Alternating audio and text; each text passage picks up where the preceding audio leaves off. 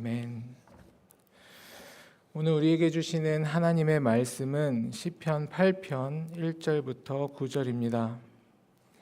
구약 성경 808페이지 시편 8편 1절부터 9절입니다. 저와 한 절씩 교독하겠습니다. 여호와 우리 주여, 주의 이름이 온 땅에 어찌 그리 아름다운지요. 주의 영광이 하늘을 덮었나이다. 주의 대적으로 말미암아 어린아이들과 젖먹이들의 입으로 권능을 세우시며 이는 원수들과 보복자들을 잠잠하게 하려 하심이니이다. 주의 손가락으로 만드신 주의 하늘과 주께서 베풀어 두신 달과 별들을 내가 보오니 사람이 무엇이기에 주께서 그를 생각하시며 인자가 무엇이기에 주께서 그를 돌보시나이까. 그를 하나님보다 조금 못하게 하시고 영화와 존귀로 관을 씌우셨나이다. 주의 손으로 만드신 것을 다스리게 하시고 만물을 그의 발 아래 두셨으니 곧 모든 소와 양과 들짐승이며 공중의 새와 바다의 물고기와 바닷길에 다니는 것이니이다. 여호와 우리 주여, 주의 이름이 온 땅에 어찌 그리 아름다운지요. 아멘. 당연한 말이겠으나 시편은 시라는 형식으로 쓰여졌습니다. 그렇게 시편을 설교하는 일은 어렵습니다. 설교는 문자 그대로 성경의 내용을 논리와 이성의 언어로 설명하는 방식인데, 시라는 영역은 이성과 논리보다 감성이라는 방식으로 읽고 이해되어야 하기 때문입니다. 이렇게 설교와 시가 그 방향이 달라 어려움에 있는 것과 달리 시편과 그 방향이 같아 자연스럽게 연결되는 것은 기도입니다. 그렇게 하나님을 향한 기도라는 관점에서 시편을 바라보면 우리는 시편을 보다 깊고 우리에게 유익한 방식으로 해석할 수 있습니다. 시와 기도는 둘 다 인간의 마음의 깊은 곳에서 솟아나는 감정과 생각을 표현하는 도구입니다. 그렇게 오늘 함께 읽은 시편 8편은 말씀으로 진리를 선언하는 것을 넘어 하나님을 향한 감탄과 찬양의 언어를 사용하여 하나님의 아름다움과 영광을 노래합니다. 이는 기도의 본질과 맞닿아 있습니다. 기도는 하나님을 높이고 하나님의 위대하심을 인정하며 우리의 영혼을 하나님께로 향하게 하는데 그 목적이 있기 때문입니다. 1절입니다. 여호와 우리 주여, 주의 이름이 온 땅에 어찌 그리 아름다운지요. 주의 영광이 하늘을 덮었나이다. 여기서 여호와라는 이름은 하나님께서 자신의 백성들에게만 알려주신 언약적 의미가 담겨 있는 표현입니다. 하나님께서 인간에게 주신 모든 언약, 즉 약속은 자기 백성을 향한 사랑의 표현입니다. 그렇기에 본문이 말하는 우리 주라는 표현 역시 하나님께서 온 세상의 창조주이실 뿐만 아니라 우리와 개인적으로 관계를 맺으시는 우리의 주님이시다라는 사실을 보여줍니다. 인간이 하나님을 이렇게 부르는 과정은 기도의 첫 시작인 하나님과의 관계적 고백이며 기도하는 예배자의 마음을 하나님께로 향하게 합니다. 하나님의 아름다움과 영광은 온 땅과 하늘에 늘 충만했습니다. 그리고 하나님의 아름다움과 영광이 충만하다라는 것을 인간의 임재와 하나님의 주권과 하나님의 임재와 하나님의 주권이 창조 세계 전체를 항상 덮고 있다라는 사실을 인지하는 것은 중요합니다. 하나님의 이 충만하신 아름다움과 영광은 피조물이 창조주를 찬양하도록 의도된 것이며 하나님께서 창조하신 모든 피조물 가운데 명백하게 드러나 있습니다. 그러나 타락한 인간은 하나님의 이 영광을 온전히 보지 못합니다. 그렇게 시편 8편을 기록한 기자처럼 하나님의 아름다움을 감탄하며 찬양하는 것은 하나님께서 신앙인에게 주신 특별한 은혜입니다. 성령께서 우리의 영안을 열어 하나님의 이름과 하나님의 아름다움과 영광을 깨닫게 하시고 그 크신 하나님께 합당한 찬양과 경배로 반응하게 하십니다. 이에 대해 고린도후서 4장 6절은 우리에게 이렇게 설명합니다. 어두운 데에 빛을 비치라 말씀하셨던 그 하나님께서 예수 그리스도의 얼굴에 있는 하나님의 영광을 아는 빛을 우리 마음에 비추셨느니라. 하나님의 영광을 아는 빛이 그 마음에 비추임 받은 사람은 자신의 인간적인 상황과 그 한계의 크고 작음과 상관없이 크신 하나님의 영광과 아름다움을 찬양하고 기뻐할 수 있는 길이 열리게 됩니다. 이것이 우리 하나님께서 자신의 백성들에게 주시는 참된 능력이자 은혜입니다. 2절입니다. 주의 대적으로 말미암아 어린 아이들과 젖먹이들의 입으로 권능을 세우시며 이는 원수들과 보복자들을 잠잠하게 하려 하심이니이다. 2절은 주어와 수식어의 복잡한 연결로 인하여 그 내용이 잘 이해되지 않습니다. 이를 이해하기 좋게 다시 번역하면 이렇습니다. 어린아이들과 젖먹이들의 입으로 찬양하게 하셨으니 이는 주께서 대적 원수들과 보복자들을 잠잠하게 하려 하심이니이다. 이러한 의미로 보았을 때 하나님을 찬양하는 신자들은 어린아이들과 젖먹이들입니다. 실제로 하나님 앞에서 모든 사람은 어린아이고 젖먹이입니다. 하지만 하나님을 대적하는 원수들은 스스로 그런 젖먹이가 아니라고 생각하며 교만하게 하나님을 거부하고 자신의 지혜가 하나님보다 뛰어나다라고 생각합니다. 하지만 이것은 하나님을 부정하는 사람들의 큰 실수입니다. 하나님의 말씀대로 결국 하나님을 따르는 어린아이와 젖먹이들 같은 사람들의 입을 통해 하나님의 권능이 세워지기 때문입니다. 세상의 표현으로 어린아이와 젖먹이는 부정적인 표현이지만 성경에서 어린아이와 젖먹이는 하나님을 향한 의존성과 겸손함을 상징합니다. 그러한 점에서 이 표현은 하나님의 아름다움에 감격하여 하나님을 전심으로 찬양하는 인간이 가지는 본질적인 상태를 드러냅니다. 하나님을 사랑하는 인간은 자신이 가진 능력이나 지혜를 넘어 어린아이와 같이 하나님을 의존하고 하나님을 찬양하고 겸손히 하나님을 믿고 따릅니다. 이것이 인간이 태생적으로 가지고 있는 한계, 즉 어린아이와 젖먹이와 같은 한계를 뛰어넘어 하나님과 함께 크고 위대한 일을 할 수 있게 하는 은혜의 원리가 됩니다.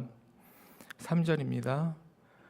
주의 손가락으로 만드신 주의 하늘과 주께서 베풀어 두신 하늘과 별들을 내가 보으니 3절의 표현과 같이 하나님께서 손으로 만드신 하늘과 달과 별들의 광대함을 보면 인간이 얼마나 작고 보잘것이 없는 존재인지를 깨닫게 됩니다.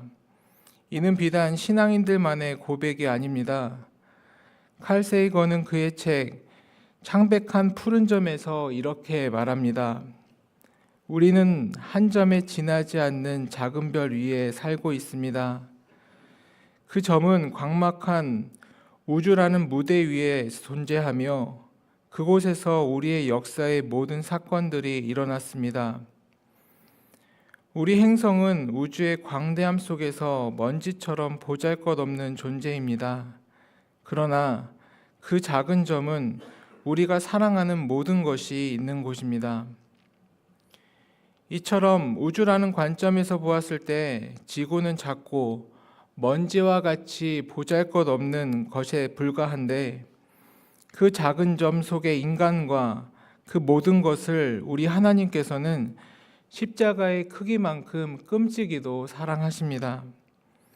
그래서 4절과 같은 질문이 자연스럽게 우리의 입을 통해 튀어나옵니다.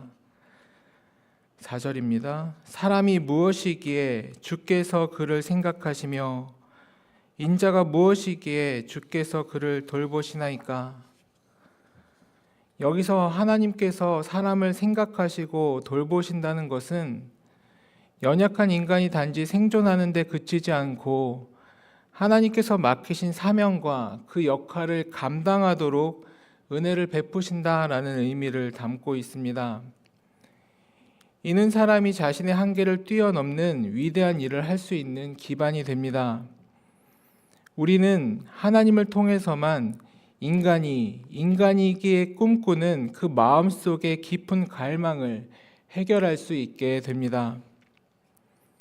인간은 우주적 관점에서 먼지와 다를 것 없는 보잘것없는 존재이나 인자이신 예수님께서 돌봐주시는 은혜로 성육신 하여 주신 은혜로 그 인간의 마음에 영원함을 꿈꾸고 바라는 존재가 되었습니다. 이것은 하나님께서 주신 마음이며 그렇기에 하나님의 은혜로만 채워지고 하나님으로부터만 이루어지는 꿈이 되는 것입니다. 이것을 인정하기에 하나님께 온전히 순복하는 자가 어린아이와 젖먹이의 수준을 넘어 하나님과 함께 영원함의 능력으로 나아가는 은혜를 얻게 되는 것입니다. 이러한 상태를 5절은 이렇게 설명합니다. 그를 하나님보다 조금 못하게 하시고 영화와 존귀로 관을 씌우셨나이다. 하나님께서 인간을 창조하실 때 하나님의 형상을 따라 그 인간을 만드셨습니다. 이는 인간이 하나님께서 만드신 창조 세계 안에서 특별한 위치를 부여받았음을 의미합니다. 비록 인간은 하나님의 피조물이지만 하나님께서 주신 은혜로 인해 하나님과 특별한 관계 안에서 살아가며 하나님의 영광을 반영하도록 창조된 것입니다.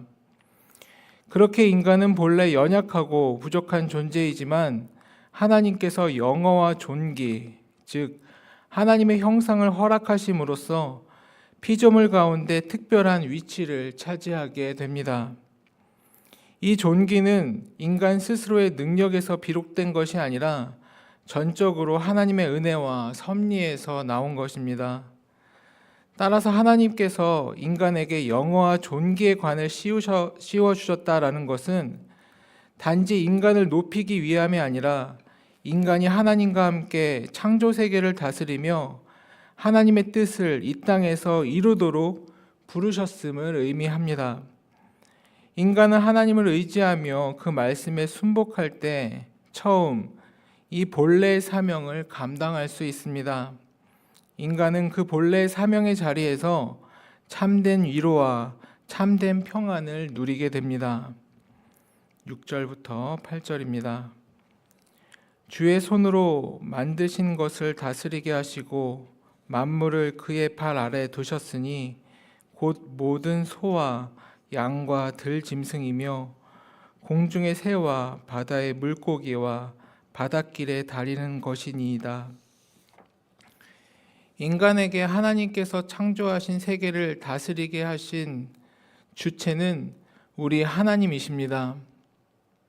하나님께서 주신 권위 아래 인간은 땅의 가축과 들 짐승이며 공중의 새와 바다의 물고기를 다스리게 되었습니다. 그러나 하나님께서 주신 이 사명은 인간의 죄로 인하여 왜곡되었고 인간은 창조 세계를 다스리는 대신 그것을 착취하거나 자신의 이익을 위하여 창조 세계를 사용하게 되었습니다. 이는 하나님께 대한 불순종의 결과로 나타난 죄의 현실입니다. 그렇게 인간은 하나님을 거부하고 떠남으로 본래의 사명에서 실패하고 말았습니다. 이러한 인간의 실패는 예수 그리스도의 성육신과 십자가를 통하여 완전히 회복되었으며 그리스도 안에서 우리는 새로운 생명과 새로운 은혜를 누리게 되었습니다. 이러한 이유로 기독교 전통에서는 우리가 지금 보내고 있는 이 대림절의 기간에 시편 8편을 묵상하곤 하였습니다. 대림절은 예수님의 오심과 함께 허락된 새로운 은혜를 기억하며 우리에게 맡겨진 창조 세계와 오늘이라는 현실을 하나님의 방식으로 살아갈 것을 다시금 결단하는 시간이기 때문입니다. 9절입니다. 여호와 우리 주여, 주의 이름이 온 땅에 어찌 그리 아름다운지요. 이 모든 것을 종합해 보았을 때 1절과 같이 다시 반복하여 고백하는 이 찬양은 단순히 입술로만의 고백이 아니라 하나님께 모든 것을 맡기며 살아가는 삶의 태도이자 기도가 됩니다. 인간은 자신의 한계를 인정하고 하나님의 크심과 영광을 높일 때 비로소 참된 평안과 위로라는 인간 본래가 바라고 추구하던 바의 상태에 놓이게 됩니다. 그러한 점에서 하나님께 순복하는 삶은 단순한 의미가 아니라 그 자체로 깊은 위로와 안식을 제공합니다. 시편의 기자는 하나님의 이름이 온 땅에 충만하다라는 사실을 묵상하며 자신의 작은 존재를 넘어 하나님의 크심 속에서 평안을 경험합니다. 이는 찬양으로 표현된 평안과 위로의 상태입니다. 서론에서 말씀드렸던 바와 같이 이성적 작업인 설교라는 형태로 감성과 기도로 고백되어야 하는 시편을 설명하는 일은 어렵습니다. 하지만 오늘 말씀에서 확인한 바와 같이 창문을 열고 하나님께 나아온 이 기도의 시간에 육체의 욕심과 이 세상의 풍조를 따르고자 하는 마음을 버리고 창조주 하나님을 바라보고 그 말씀에 순복하는 자세로 시편 8편을 이해하고 이 언어로 기도하는 일은 꼭 필요합니다. 바로 그 기도의 자리에서 우리의 참된 사명은 회복되고 그 사명을 통해 참된 평안과 위로와 같은 하늘의 모든 신령한 복이 우리에게로 내려오기 때문입니다. 오늘 이 시편 8편의 고백이 나의 기도의 언어가 되는 은혜가 이 아침에 주님을 만나기를 소망하며 이 자리로 나오신 모든 교우님들에게 충만히 임하기를 주의 이름으로 축원합니다. 기도하시겠습니다.